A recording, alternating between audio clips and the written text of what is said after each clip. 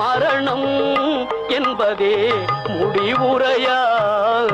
சிரிப்பவன் கவலையை மறக்கின்றான், தீமைகள் செய்பவன் அழுகின்றான்.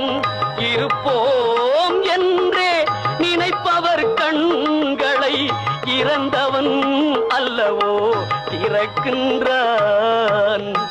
ஆடி அடங்கும் வாழ்க்கையடா, ஆரடி நிலமே சொந்தமடா.